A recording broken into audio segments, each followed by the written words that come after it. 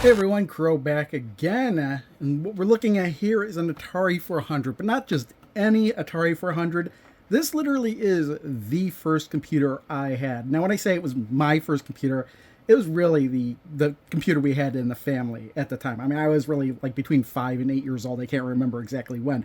But the reason I'm showing this is because I got this in the mail today, the 400 Mini from Retro Games. Now, these are the same people that did the C64 Mini, which I was really excited to get because after the Atari 400 and Atari 1200 XL, we had a Commodore 64, and I used that actually for many, many years, much longer than the Atari computers. And they also did the A500, which was the Amiga Mini. And I did eventually get one of those, though I wasn't really as excited for that one because I never had an Amiga and I didn't really know anybody that had an Amiga back then. And what we're going to do in this video is first I'm going to talk a little bit about the Atari 400. And the reason I'm telling you what's going to be in this video is if you're not interested in that, you could skip ahead. I'm going to have bookmarks in the video. But then also I'm going to unbox this thing, we'll hook it up. I'm going to check out the 25 games in it. I'm not necessarily going to play maybe I'll check out one or two. Might not play any of them. I don't know. I just want to kind of run through them. I'm going to test out a bunch of controllers with this thing. This thing does come with a CX40. I think that's what it is, CX40 joystick. We'll try that out, USB. But I also have a whole bunch of other USB controllers I'm going to plug into here to see if they work.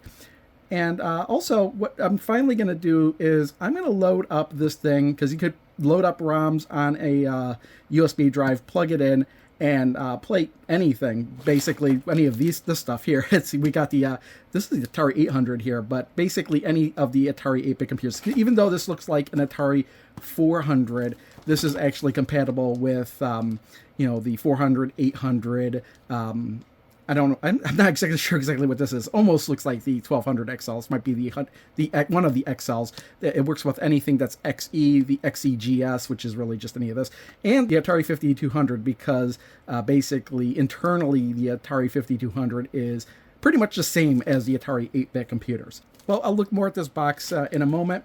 So yeah, Atari 400. I'm not exactly sure how we had this in my family. We lived in basically the second floor of a house in Chicago. And I don't remember, the first time I remember even seeing this thing. And like I said, I was really, really young at the time, somewhere between 5 and 8. So yeah, we didn't have a whole lot of games for this thing, but I do remember some of them. I remember playing a lot. And we'll take a look at those later. So I'm not exactly sure how we wound up with this computer. Don't know if my dad bought it new or used, or if my uncle had this at one point and he handed that down to my dad. Because that seemed to be how we got a lot of the computers in our house, is my uncle had it first. And then when he upgraded, we wound up getting some of the old stuff that he had. I remember that's how we wound up with like the Commodore 64 for sure. But for the Atari 400, and then after that we had the Atari 1200 XL, and that just kind of seemed to replace this. And then after that, when we got the Commodore 64, those computers seemed to vanish. And I really never knew what happened to those computers, except a family friend of ours.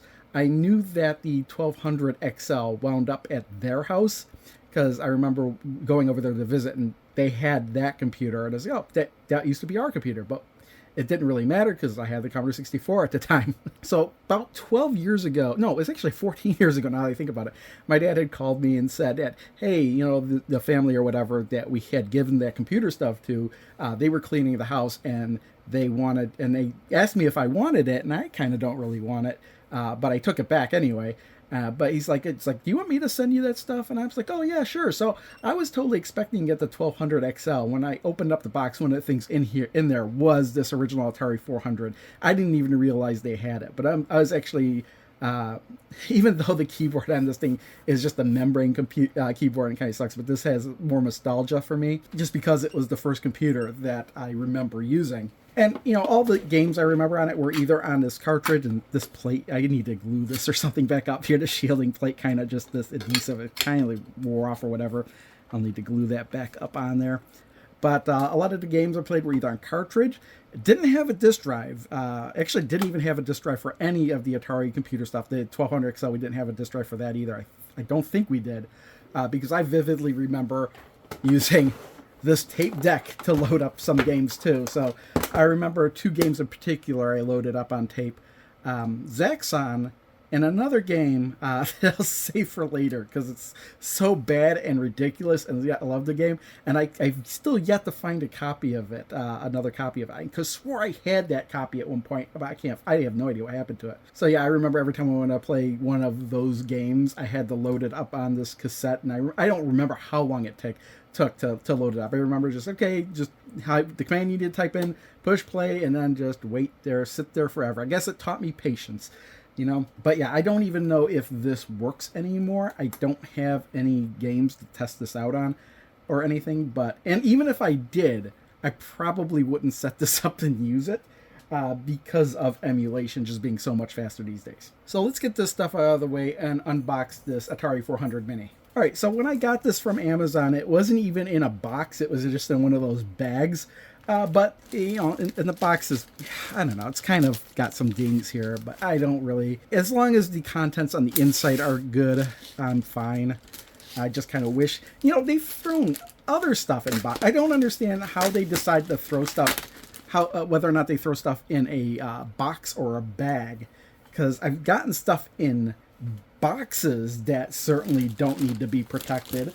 But this, you would have thought, being a lot more expensive of an item than things I've gotten in boxes, you would think that this would come in a box. No, in a bag, not even a padded bag, just throw it in the bag, whatever. All right, let's take a look at this box here. The contents, we got the 400 Mini, the C-Stick, USB joystick, cables, and the 400 Mini Quick Start Guide.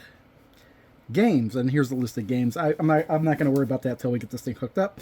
AC adapter not included. Yeah, and here we can see that the box maybe got a little bit damaged here, but so it's featuring Star Raiders 2, Berserk, Miter, 2049er, Mule, Millipede, Lee, which is Bruce Lee. It's just taken off the. It's funny because they don't have to alter anything except the name of the game, and Berserk. So maybe we'll play a couple of these. Mule, I'm not going to play. I know how popular this game is. I never had it on any system or platform. So it's still a game I've yet to play. And I'm not going to start playing it now for this video. Directional stick with self-straightening axis. Emulates, save, and resume games. Rewind up to 30 seconds of gameplay. Multiple scaling options and CRT filters. Plays games within 1 of 12 attractive frames. Ooh, and it's 720p, 50-60 hertz via HDMI, via USB. Connect your own devices, play your own games, and update firmware. All right, let's open this thing up. Oh, you know what? There's a sticker on the bottom, or tape rather. There we go. Oh, look at this. It's even smaller than I thought. Look at this thing in there. That's funny. I don't know why. To me, it's funny. Just how little this is. I want to compare it. I'm going to pull out, because the Commodore 64 Mini and Atari, or the 8500 Mini, are definitely bigger than this thing. In fact, when this thing came in the mail, I was like, oh, wow, the box is smaller than I thought it would be. But I was going to pull out the boxes for the other two, because I swear they're bigger, but I don't know exactly where they are at the moment.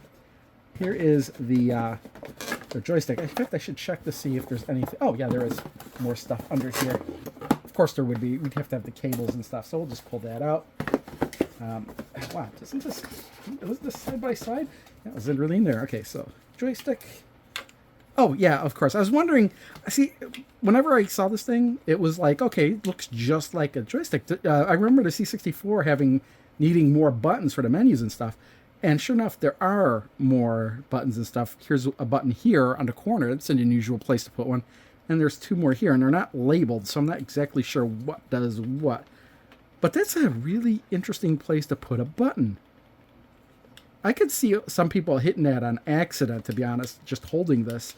So I wonder what this button is. But, yeah, feels fine, so to speak. But yeah, we got that. The USB ports are right on the front of this thing. So I'm assuming, and it's interesting because there's 4 of them, because the Atari 400 had 4 joystick ports. And on the back, oh, there's another USB in the back. And there's a USB-C to plug in power and HDMI out. I'm assuming this is the power on and off switch there. Atari 400 Mini. We'll have to do a little side-by-side, or I'll place this on top of the real 400, Atari 400, just to get an idea. Let's just take a look here. We got our quick start guide. Oh, I'm just going to look up really quick what the buttons on that joystick do. Here we go. Shoulder button. So it just says it's a shoulder button. Oh, okay. So you can rotate it. So you can use it in right or left-handed mode. So by hitting the shoulder button in combination with some of the other buttons. I think maybe that's what this does. You use this with... Oh, look. You know what I just realized? This top ring here, that's a button too, it seems like. Wow. You know what's funny is this looks like an Atari, an actual Atari CX40. Nothing different, but I'm surprised that this is... I don't know if it's like a four-way ring, like each way is a different... Wow. I'm just... amazed that how subtly that was in there. So that is a button. So they snuck 4 hidden buttons, at least 4, because this might be 4 buttons on its own. I think it is 4-way. It is 4-way. The manual actually is pointing different directions. So this is 4 buttons here. There's 2 on the back here, and then the shoulder. That is crazy that they did that. You know, I saw a lot of people put out videos for this thing, and I was ignoring them all because I was like, don't spoil it for me. Now I'm spoiling it for you. So yeah, using that shoulder button in conjunction with other buttons, you could either use it like normal, or if you want to use it like this, I guess you could use it like this. The cord kind of is in the way a little bit, but it's not that bad. In fact, if you look, this goes down. It's not sticking right out the back, so you'll feel it, but it's not going to be that annoying. So let's see what's in this box. I'm presuming it's just going to be cables. There we go. And we've got USB to probably USB-C. Yeah, so that's our power cable. And HDMI cable. I like how they made them the same color. All right, so I'm going to clean this up. When I cut it, we're going to do a little size comparison between this and the real thing. So here's the real deal, the Atari 400. And here it is in comparison. Look at that. There we go. They shrunk it down good, didn't they? Kind of would have been cool if this would have opened up, even if there was nothing underneath it. But I guess that would have just increased the cost of manufacturing. In fact, I was talking earlier with someone, and I was like, I said, I wonder why they chose the Atari 400 because it's certainly not the most popular Atari 8-bit computer. And I was thinking, I wonder if they chose it just because this thing had the membrane keyboard, and it would have been easier to produce rather than having the mold for all the keys, and it would have been cheaper to produce. So that's what I'm guessing. I don't think any of these buttons do anything, but it is. They are kind of embossed in a way, like you could feel it here. But yeah, you could kind of feel it here. It's not that important though, because this is not functional at all. But now that we do see the size difference here, I did want to compare this to the other minis that the same company, Retro Games, made, the C64 Mini and the A500 Mini. And here is the C64 Mini, and here is the A500 Mini. So you can see the A500 is significantly wider. And not as tall, though, but it's definitely wide. It has a bigger footprint. The C64 Mini, yeah, big. I think it's definitely wider, but it's not as in-depth. But I still think overall this does still have a bigger footprint. Anyway, let's put these two things away. Let's pull out a monitor, hook this thing up, and see what it's like. All right, we're all set up here. Let's turn this thing on. If we get a really bad glare in the monitor, I'm going to turn the lights off here, so the screen should turn on automatically once it gets a signal. There we go. Yeah, let's turn the lights off. That was a pretty cool intro. We'll do that again after I turn the lights off. That ought to be better. Let's zoom in on the screen a bit. Okay, may not be the best. I am just recording the screen. I don't know why I'm doing this instead of capturing, but okay, whatever. There we go. That's pretty cool. Okay. So setup should be as simple as that. Oh, look at this top next. That is so unusual. Okay, we want 60 hertz output. Oh, run television test. Why not? Okay, we're good. So here are the games that are included. Airball. Never played this one. Asteroids. I have played this one.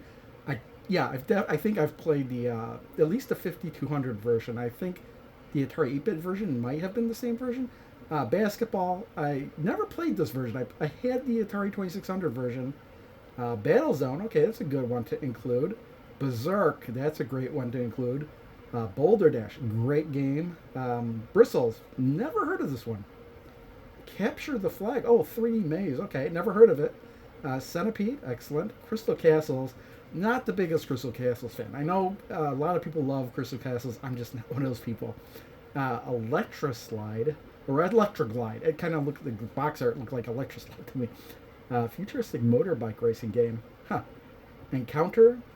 Again, never really played that one or heard of it. Flip Flop, again, another one I really hadn't heard. Henry's House, again, another one I hadn't heard. Hover Buffer, I've heard of this one, but only because I think this is a Jeff Minter game. Lee, again, Bruce Lee played this on the Evercade for the Commodore 64. Mule. This game really does have its fans. I will play it one day. I just have not played it. I've never played it, but I've heard it's simple. It should be a simple game to get into, but I've never played it. I'm not going to play here. Millipede, Minor 2049er, a great game. Same thing with Millipede. I'm not so sure about this version. I've never played it. Missile Command. Missile Command is the game that's built into the XEGS that I have.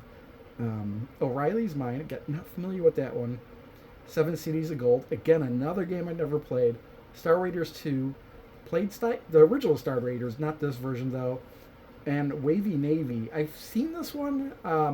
Looks weird, but I've not played it. Yoomp. There's a rhythm-based platformer. You got a bouncing ball. It seems pretty interesting. I'm gonna just kind of play briefly a couple selections. I'm gonna start with. Actually, before we do that, I want to go into the menu options here. Let's just see what we got here. We got the C43 and Pixel Perfect. Oh, you know what's really nice is widescreen isn't even an option. I'm glad that's not an option. So we have a bunch of frames to choose from. Oh wow, some of these are really weird or interesting. So that must be our basic one. F is fire, I guess. Okay, we'll just close. Okay, close. Oh, that's so weird. And then language was the first thing. Advanced options, system options. Music volume. Oh, am I supposed to be hearing music now? Okay, volume. There we go. System information, shutdown device. We're not going to do that factory reset. Okay, but let's pop on asteroids. Take a look at that really quick. Okay, yeah, so that's reset. I don't know. I don't know which button does what now. I don't know what's going on. Maybe this isn't the same version as the. Wow. Okay, so we got a 4-player version of Asteroids here, which I was completely unaware of. Basketball. I just want to check this out really quick. You know what? I keep accidentally hitting this this button on the corner, and it's like acting like the fire button. So I can't wrap my hand around the joystick like I normally would. Because okay. Wow. I guess this plays a little bit differently than the Atari 2600 version from what I remember. Slam dunk! Oh, no, okay, let's get out of here. Battlezone.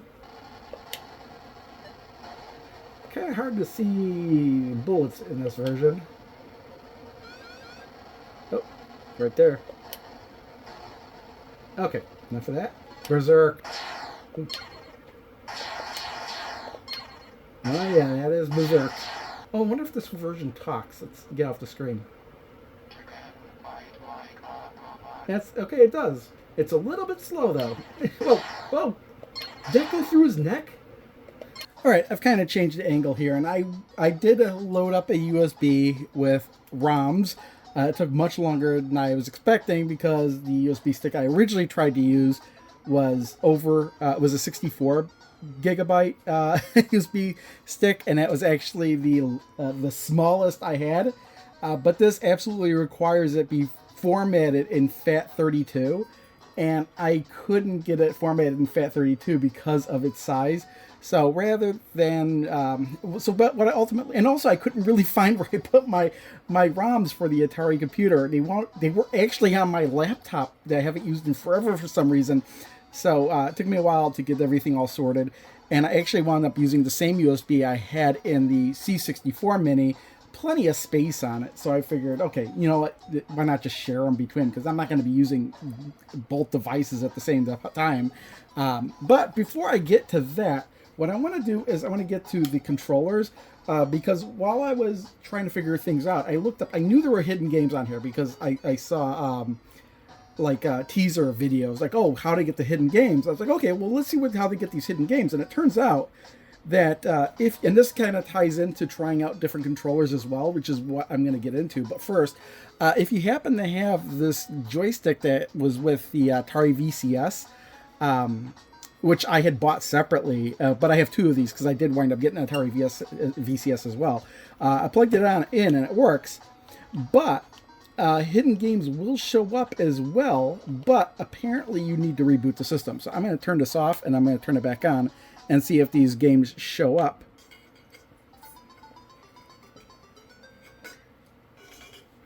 All right. So, oh, you know what? I just saw kind of one pop up over here, and that's Super Breakout.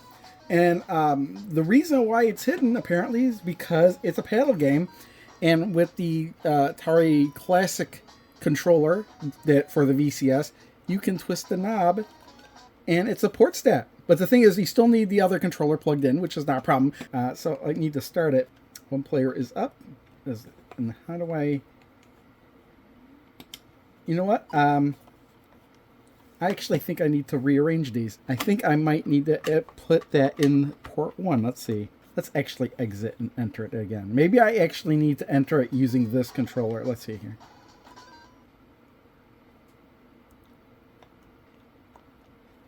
Also, I don't see why...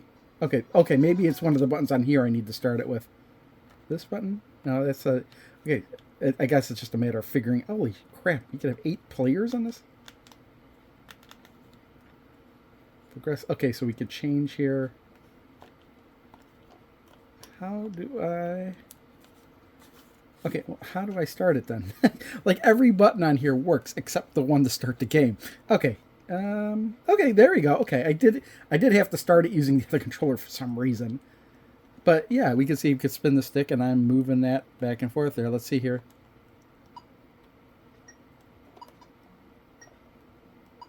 Hang on a second. Something doesn't really... Nothing adding up here. Why would they hide the game like that? Because I think I could still just play it with the joystick. Okay, I can still use the joystick, so...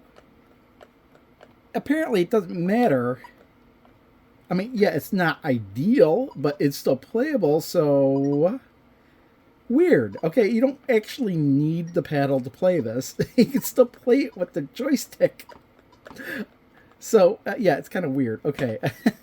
What's the other game? Okay, yeah, so this is plugged in, and I'm going to use this joystick just fine.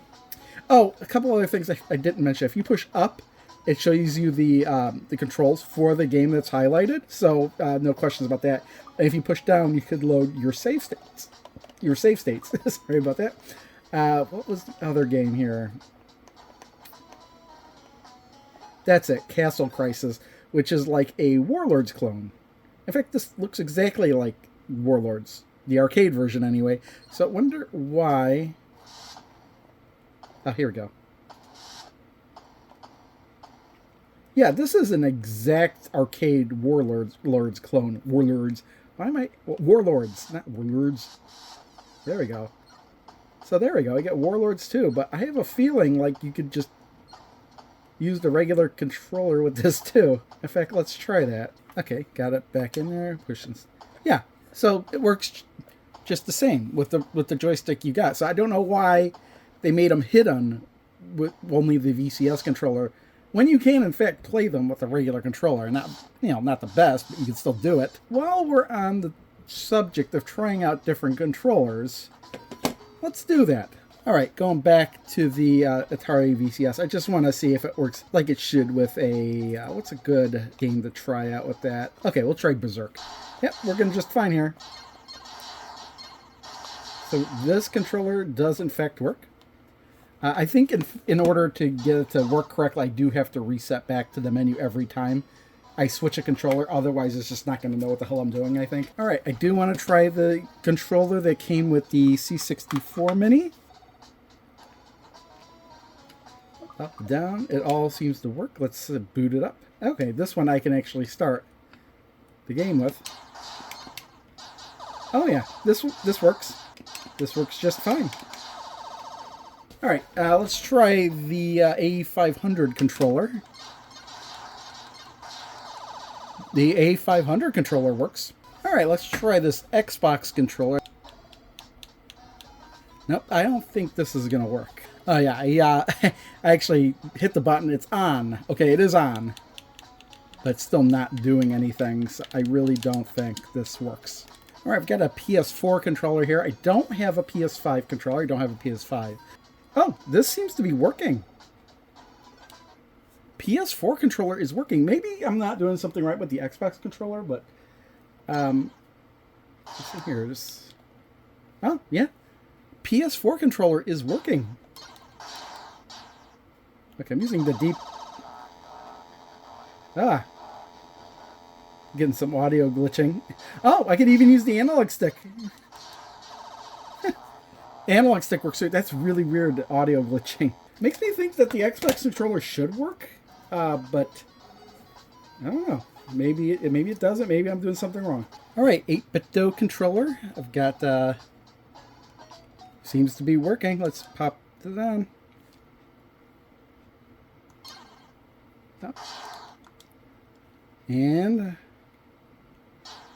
yep, seems to be working just fine. And analog stick. Okay, let's try this Astro City controller. Sega Astro City. I had it upside down for some reason. Let's plug that in.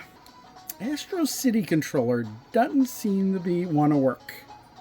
Oh wait, now it is. Took it a while. Wait, it only works up and down. It doesn't work left and right. Yeah, so only up and down, not left and right or any buttons. Okay. Okay, this is the, I think this is the retro bit. No, you know what? This is the, this is the Genesis controller that came with the Genesis Mini. And again, it seems to be only up and down. So it doesn't work. It only works up and down, not left or right or anything. Okay, I assume this is going to work because this is another 8BitDo controller. But this is the Neo Geo 8BitDo controller. I assume this is going to work because the other one worked. Yep. Left to right, up, down. Yep. Working just fine. Oh, I'm getting that weird audio glitch again. I wonder if that's anything to do with the controller. Here's an oddball controller I want to try. This is the mini Street Fighter 2 controller from New Wave that was meant to be plugged into their little Street Fighter 2 arcade machine for 2 players. But look at that. It seems to work. Yeah, let's see if we can find a button to start. Ah. Can't start the game though, so might have to get it started here with the other controller. Okay, I can move. I can't fire. Okay, so you play this way if you want a real challenge. All right, I'm really wanting to try this. This is the 2600 Adapter 2. This is a USB to 9-pin adapter, so I could play like, you can use paddles on this on like PC and stuff. These are the switch settings. You can use it for 2600, 7800 keypad and touchpad, and it's got trackball mode too. But I think I just always keep it in the up position because that's all I really want to try. So if this works, I could use literally any Atari 2600 controller on this. So let's try it with a real 2600 controller. In fact, this may be the one that came with the Atari 2600 Plus. All right.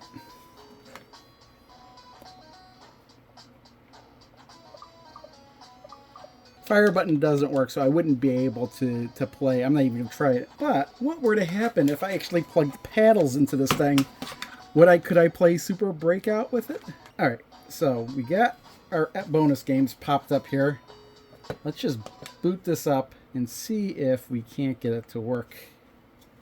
Oh my God! The paddle controller works! Wait. Okay, I can't get it started. Can I get it? Oh no, I don't think I. It kind of works. It works sort of. I can't get it started. So close. I can move the paddle. I just couldn't fire it. Look at this. It kind of like I could even use the paddle to control the menu. Enough of all that. I'm going to plug in the USB. So when I plug in the USB, I want to play some of the games, or at least boot up some of the games that I played when I was a kid here. So again, I said the whole story about the USB, and I could. The original one I wanted to use was too big. I couldn't format it into the correct thing. So this is the same USB I had with the C64. I just made a folder for the C64 games. And I'm going to, let's see, which one do I want to do first? Well, I mentioned Zaxxon. That was on cassette tape. This is the disc version. So let's boot that up. Should be exactly the same game, though. Oh yeah, just boot it right up. It looks pretty damn good. I thought maybe in my mind this would look worse.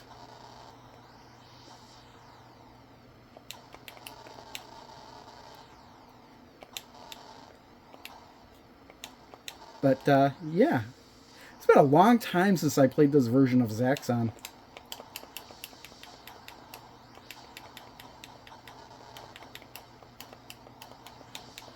Oh, okay. Pango, here it is.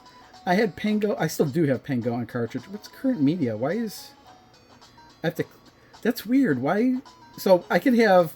That's interesting how it recognizes disc and cartridge, and it could recognize that not only do I have a disc ready to go, but I also have a cartridge ready to go. So if I were to select another disc, okay, it would replace that.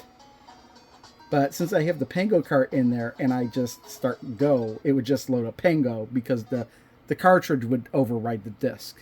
Advanced beginner. Because... But yeah, this is the version of Pango I played a lot. A lot. Goodbye. I think there's one in here.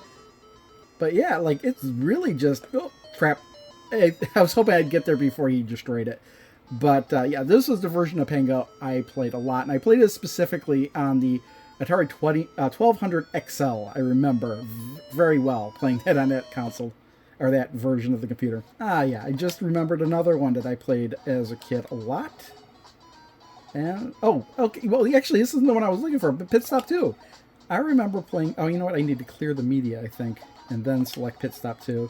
So I very definitely remember the first time I played Pit Stop 2, because I remember being homesick from school. I wasn't feeling well, and I guess my dad had come home, and he just got this game, and he woke me up and was like, "Hey, you want to play this new game I got?" And I was like, "Okay," even though I was like, not the enter the name. Oh, okay. So I guess we have to do this. Now you can. I didn't try it, but I'm pretty sure you could plug a keyboard in here. I'm not even tried it. You could plug a keyboard in with the other consoles. I don't see why you wouldn't be able to do it here too. I just don't have a keyboard immediately in front of me or anything that I can use. Where's the hell is return? Oh, it's way over there. All right, we can get rid of that.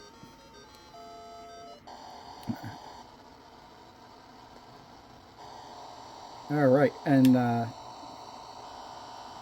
yeah, not gonna play too much of this, I think. But at least, yeah, okay, well, I'm playing like crap, so. I did play this recently on the Evercade, but it was a C64 version. So, yeah, Pit Stop 2 was another one I played. But what I was really looking for was Pole Position. This is the disc version, but I very specifically remember playing the cartridge version. Should be the same game, though. Okay, there we go. Pretty sure it didn't say Data Soft on the pretty sure it said Atari on the blimp. So I guess Datasoft did the disc version, which is probably the same as the cartridge version. It's just, but yeah, this was more detailed in my memory, but it still plays at a good clip here. All right, what else? Not quite remembering if there was anything else. I used to play. Those are ones that stick out in my memory. Now I'm saving the one that sticks out in my mind the most, the one I kind of alluded to at the beginning of the video. Let's get to that. It took me a really long time to even remember the name of this game, but Hazard Run. And this game is crap, but I love it. I played this a lot when I was a kid because it was Dukes of Hazzard. I always knew it as the Dukes of Hazzard game, but this is like a Dukes of Hazzard like ripoff. It's not exactly Dukes of Hazzard. It's enough Dukes of Hazzard to make you think it is. In fact, I think Hazard is even spelled differently. I'm gonna do that. There we go. But I load. This is a disc version, I think. I loaded this off of cassette, and yeah. So it's not the General Lee, it's the G Lee. If you look at the manual, it doesn't have the Confederate flag on the top, which I guess is something that would be positive these days. Like, could you imagine? But yeah, you basically, this is the easiest, and it took me a long time. But yeah, you could. Some of these chickens are actually rocks that look like chickens, so you have to be careful there. Yeah, and you do have to collect. And for the rivers, you can either go find the bridge or jump them, but you have to go fast enough to jump them. But there's usually, on each of these maps, there's only 4 maps. Can I make it through? But the last one, you do have to have enough speed, and I did. And that is why I loved this game as a kid.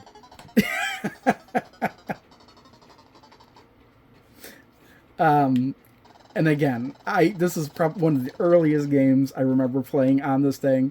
Yeah, these days it's kind of crap. I could see it's crap. This is garbage, but it's garbage I love because I loved it as a kid. I want to see what happens if. Oh, yeah, yeah, it doesn't control well, but I could not stop playing this as a kid. Oh, the buttons is the brakes. That's the thing. I was pushing back, but no, you can't really. Here, let's go slow and look at this.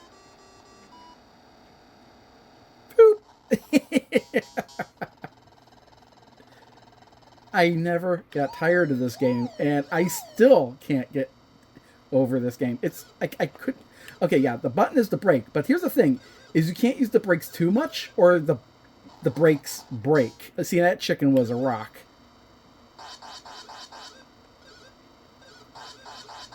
Oh.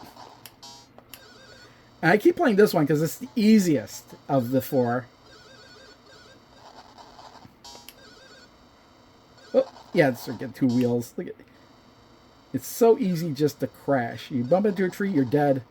Yeah, I didn't even make it to the first river that time. Look at this. This game's garbage, and I still can't stop playing it.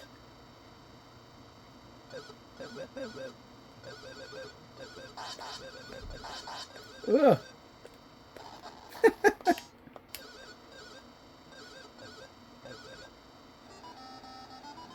I guess you don't have to be going that fast.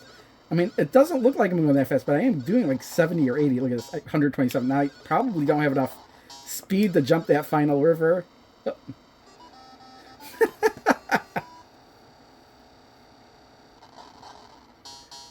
Okay, you know what? I think I'm going to end it here, which is good because I only have like 10 minutes of space left on my phone to keep recording. But yeah, I love this thing. Although I'll probably put it on a shelf and very rarely play it like the other 2. But I'm really glad I have this. I'm really glad I got a lot, found my ROMs. I don't know why they weren't on where they should have been, but now they are. And now they're also on here, and I'll have to switch back and forth that USB. Maybe I should just put the Amiga ROMs on there as well, and just flip them back and forth whenever I put one of these on. But I love these little devices. I love the console ones. I collect. I've gotten all of them so far that have come out. But the NES Mini, Super Nintendo Mini, the Genesis, both Genesis, the Genesis 1 and 2, these TurboGrafx, the PlayStation one. I still like the PlayStation one, despite the poor game. You have to mod that one to get some good games on it, and it's fine. It's good. It's perfectly fine. But these computer ones are really good too. I think I've rambled on long enough. I really need to put all this stuff away and go to bed and then edit this video tomorrow. It is damn late. See you all next time.